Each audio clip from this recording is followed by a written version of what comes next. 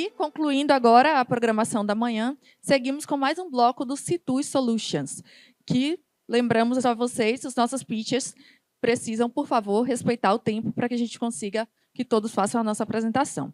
Contamos com vocês.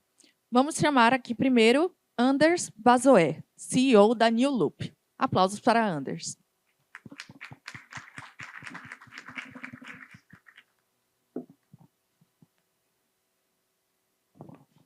Thank you so much.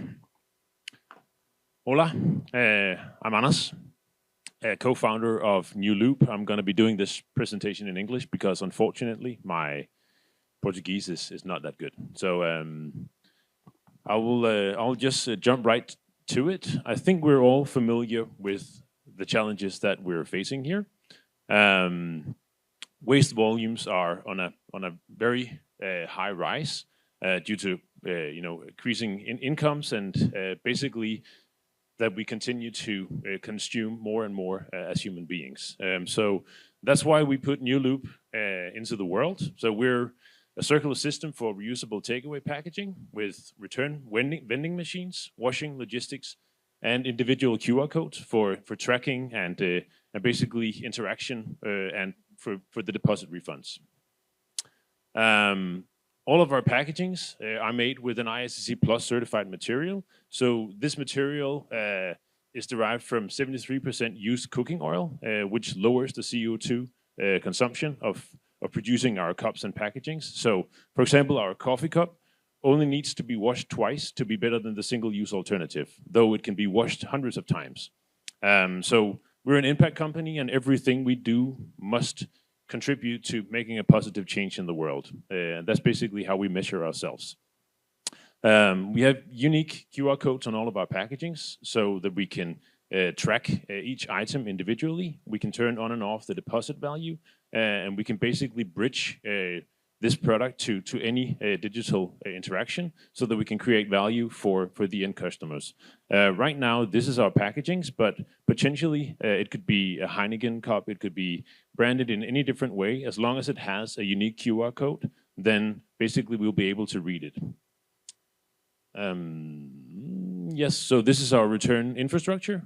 So we have two different types of return vending machines. They're based on a parcel locker technology, which basically allows us to run them on solar cells and battery. So that gives us a lot of flexibility. We can move the return vending machines around and put them up everywhere. We don't need to connect to the electrical grid. But the digital aspects creates a lot of value for us. So this is an example of one of our customers, Joe and the Juice, a Danish juice chain. And basically what we do with the flow is that we can mimic their visual identity and we can create value for them at the end of the flow. If you want, you can pull out your phone and try to scan this QR code, then you will see the version of our return infrastructure. And basically, what differentiates us from a lot of our competitors is that you don't need to download an app, you don't need to do anything like that. You basically just scan a QR code and then it opens. So this is a solution for venues, public spaces, beach parks, a lot of different settings that will be able to use our system in all of their kiosks. Can you play the video without sound?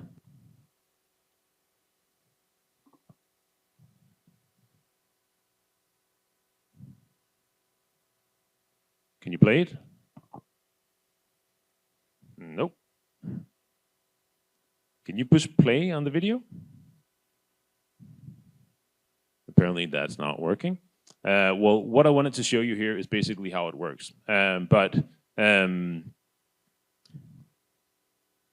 it's not going to fly. Okay. Well, this is one of our return vending machines, and once you've purchased a cup, you can scan the QR code on the cup, and then a network or a map of our return network will be shown.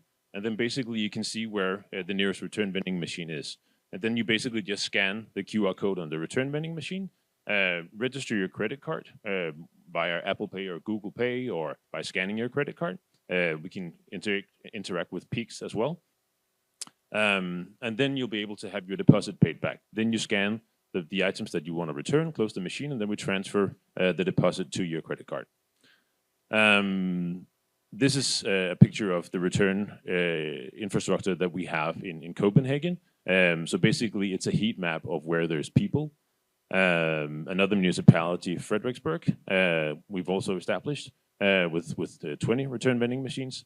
So what's important is that it's convenient for the consumers to find a return vending machine so that they don't have to walk too far, because if that's the case, then they will just opt out and not return the packagings. So a decent infrastructure needs to be established, but that's why we've created a very agile setup with fairly low-priced machines that we can move around. Impact is at its core for us. So this is a case for Copenhagen, where we reduce about 300,000 single-use cups per month. With that, over a year, we have a reduction of 308 tons of CO2 and a reduction of 16.5 tons of waste. So it does make an impact. And basically, ideally, we're trying to have all of the tenants inside a location that we service to change to our reusable packaging. That's all the time I had, but please reach out to me if you have any questions. Thank you so much.